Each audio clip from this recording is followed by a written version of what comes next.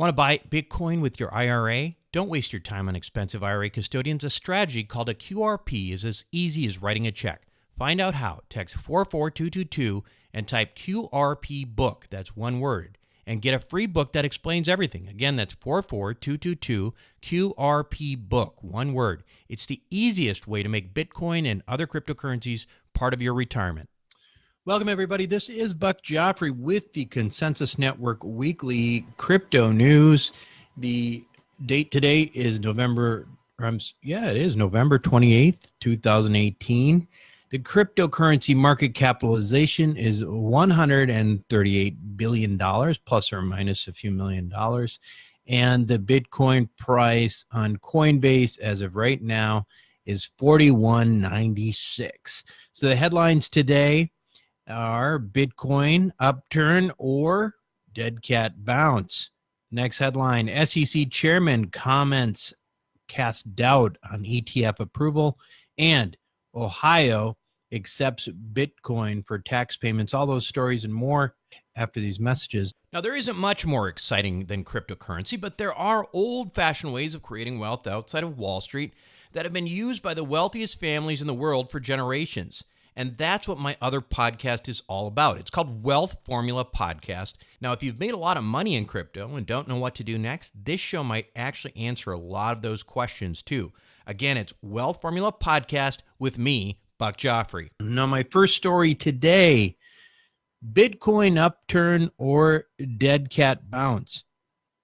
So, as those of you who are following this and who are holders of Bitcoin know, Bitcoin did break through the $4,000 level and flirted with $3,500.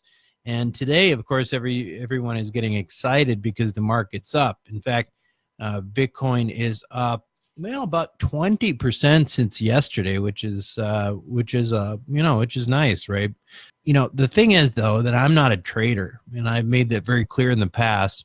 So I don't buy and sell on what I perceive as short-term market movements, which I think this probably is. However, I am looking for a bottom or somewhere near a bottom because my long-term view on Bitcoin and blockchain are still extremely bullish. So I'm eager to buy more when it's on sale. Now, just because I'm not a trader doesn't mean I don't respect the abilities of those who are. Tyler Jenks, for example, who was, we did an interview with him on the podcast a few weeks ago. In fact, it was a few weeks before this whole thing imploded and Bitcoin plummeted under 6,000. Tyler was on the show. He was sitting there telling us, and it was right at around 6,500 at the time, that Bitcoin was going to plummet. And to be honest, I didn't really take him that seriously. You know, it just seemed like 6,000 was a floor. We later had Michael Moreau from Genesis Trading, the largest OTC trading desk in cryptocurrency in the world, saying the same thing. But I got to be honest, I was watching crypto Twitter, and I literally, the day before the Bitcoin Cash hard fork between ABC and SV, that sort of instability, I think, is what Tyler got to him to do this. But he basically, like Babe Ruth, pointed to the rafters and hit it out of the park because the next day there was blood in the street. Now, Tyler says that this rally that we're seeing today, I've been following him. I mean, I'm not a trader, but I know how to surround myself with smart people who are smarter than me. Tyler says that this rally is short term, and even if it goes back all the way up, close to 6,000, it's going to ultimately end up sub 3,000 again before it takes off for its ultimate bull run. Now, Tyler is, seriously bearish on Bitcoin price in the short term. And that is interesting because he's really bullish on Bitcoin's future. And he's been calling numbers like 100,000, 500,000, et cetera, eventually. But he thinks we have to go through what he calls this hyperwave. Again, you can listen to Tyler's interview a few episodes back on the podcast. It's pretty fascinating. Now, one of the things I've learned over the years is that it's not always a good thing to be the smartest guy in the room. You want to surround yourself with people who are smarter than you in different areas and with different tasks. Tyler is a technical analyst, and he can identify good times to buy better than me for sure. So I'll keep you up to date on what he says and what I'm planning to do too. But so I'm just going to keep watching his YouTube channel, and you might consider doing that too. It's sort of way over my head, but it is fascinating nonetheless. So again, understanding that, my perspective is that my long-term view on Bitcoin is extremely bullish. I just need to know when I should buy more, and I don't want to buy more if it's not the bottom or we're not close to the bottom. On the other hand, Bitcoin price may be headed south, right? I mean, there's no question. We've already seen blood in the street. Maybe this is a dead cat bounce. Maybe it's not, but don't let that fool you. You've seen these headlines and these narratives before that Bitcoin is dead. And while this uptick in Bitcoin price, again, it may be a dead cat bounce, Bitcoin has over and over through the years shown that it has at least 9 lives. So you can't count it out. And in fact, we've talked about institutional frameworks, and we've talked about that ad nauseum. So I'm not going to go into much about, Fidelity and Bakkt and the Intercontinental Exchange and all that anymore. We know they're headed their way. But even despite these prices, the other thing that I think is really important to know for the long term is that the use of Bitcoin is actually not slowed at all. Bitcoin transactions have actually reached their highest level since mid-January. And in fact, the number of daily transactions on the Bitcoin blockchain is approximately the same right now, believe it or not, as MasterCard, just a little bit less than MasterCard. And so why is this significant, right? Why does this matter, and why am I bringing it up? What gives Bitcoin its value is what gives is more than anything is that it's faith in the system, and that Bitcoin ultimately is not being utilized any less than it was at $20,000. Anyway, I don't know when, I'm not sure how, but a Bitcoin bull run is going to happen. I just believe that. Of course, it's my opinion. I'm not giving you financial advice, but it's going to happen. And this time when it happens, it's going to include big institutional investors. And that is what is going to help take this to all-time highs. Now, I truly believe that we are seeing a tremendous transfer of wealth happening as we speak. We're seeing this from scared retail investors selling off right now. And then there's institutional ones who are in the background. I think they're sitting there buying from Genesis, where you can't see them because it's OTC. And ultimately what you're seeing is individuals selling off future wealth to institutions.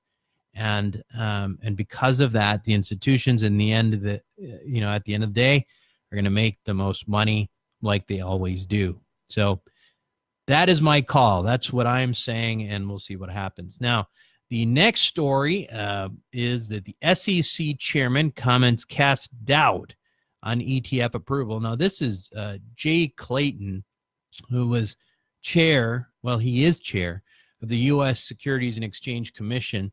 He was speaking at the Consensus Invest conference recently, and he reiterated previous concerns about the cryptocurrency market's exposure to market manipulation. And listen, we've seen some of that probably right now, right? We've seen that lately. And this was one of the reasons cited by the SEC in multiple rejections of ETF applications last year, including those from the Winklevoss twins. And we saw them kick the can several times down the road on this one from the Chicago Board of Options Exchange and VanEck Solid ETF. Now, that one's still on the table. I think they have to make a final decision on that in early Q2 of next year. But, Clayton suggesting that things are not changing, and then having this plummet and this disarray in the markets only gives them more ammunition to suggest that it's really not a mature enough market. Of course, the CBOE application itself addresses the problem of manipulation by pegging these ETF prices. In their ETF, the price was going to match the over-the-counter trading prices, such as Genesis trading, which you really can't manipulate. But given the recent events in the cryptocurrency world, I, again, will go against some of the other individuals out there who are very, very bullish on this and tell you that at this point, I would be very surprised if an ETF was approved, certainly in the first half of 2019, maybe in the latter half, who knows. Ultimately, there will be one coming because there's just too much demand, too much interest. And there is some signs from the cryptocurrency market in general that there will be some effort to self-regulate this thing and try to make that more possible. Now, the last story I've got is that Ohio accepts Bitcoin for tax payments. Now, this is pretty interesting. So the Wall Street Journal disclosed on Sunday that Ohio will become the first U.S. state to accept Bitcoin for taxes. Now, the guy behind this is a guy by the name of Josh Mandel. He's 41 years old. He's the state treasurer of Ohio, and he wants Ohio to be a national leader in embracing blockchain, which I think is really, really smart. He said that also happened in Colorado, and the new governor-elect of California, Gavin Newsom, is also a big proponent as well. Now, Mandel from Ohio says he believes that leveraging that Bitcoin is basically, and blockchain is ultimately leveraging technology for the democratization of finance, which of course most people in the space would agree with. In case you're wondering, by the way, Ohio will be using BitPay as a payment processor, and BitPay will of course immediately convert those Bitcoin payments into US dollars. So they're not planning to hodl, although right now it could potentially be the smartest thing that they could do given the blood in the street. Anyway, that's it for the stories for the week. Now, I do want to remind you that there is a lot of information at consensusnetwork.io. If you have questions about what's going on in the world of cryptocurrency, I'm not an expert, but I am a student of this right now. And there's not many of us left because, frankly, starting a cryptocurrency podcast in the middle of a bear market is probably not the smartest thing if your goal is to just get a bunch of raving fans. But I'm a believer in this area. I study it. And if you have any questions, I want you to send them to me, info@consensusnetwork.io. Info@consensusnetwork.io is the email address. And then if you go to consensusnetwork.io, there's also ways that you can simply, you can leave me a voicemail there. You can also send an email there. And we have a Q&A section after every one of our interview podcasts, which are released on Sundays. Make sure to tune into that as well.